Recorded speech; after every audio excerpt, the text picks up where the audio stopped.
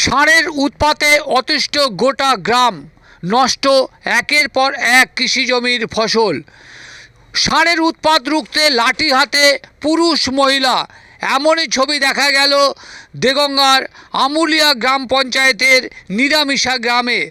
এই গ্রামে গত 7 দিন ধরে একটি বহিরাগত ষাঁড় এসে আশ্রয় নিয়েছে এই গ্রামে। তারপর একের পর এক কৃষি জমির ফসল মুড়িয়ে খেয়ে নিচ্ছে, আর ক্ষতিগ্রস্ত হচ্ছে কৃষকেরা। আর তা থেকে বাঁচতে কৃষকেরা পরিবারের মহিলা পুরুষ লাঠি হাতে গ্রামের পাহারায় বসেছে। ক্ষতিগ্রস্ত হচ্ছে একের পর এক কৃষি জমি। ষাঁড়ের মুক্তি থেকে মিলবে কবে, এমনই আশায় দিন গুনছে ওই গ্রামের মানুষ। অতিষ্ঠ মানুষরা কি জানালেন তা শুনুন। তার পাশাপাশি দেখুন, লাঠি হাতে ষাঁড়কে তাড়াতে পুরুষ মহিলারা একযোগেই রাস্তায় বেরিয়ে পড়েছে। অতিষ্ঠ গ্রামবাসীরা নিরাপত্তা চাইছে, যা নিয়ে কি বললেন শুনুন।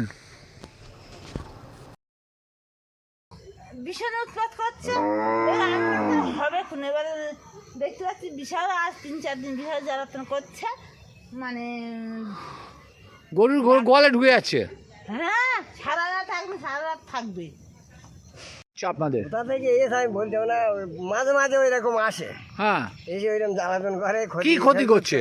এই যে ফসলপাতি খাচ্ছে, এইসব ফসল চটকে সব সর্বনাশ করে, এইসব পেঁয়াজ টেয়াজ সব খেয়েছে।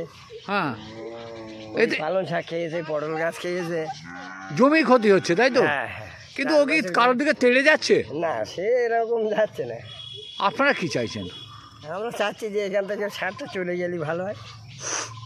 কতদিন ধরে আছে এই ষাঁড়টা এখানে হালি হালি 4-5-6 দিন এসছে। হ্যাঁ, আগে কোথায় ছিল বলতে পারবো না।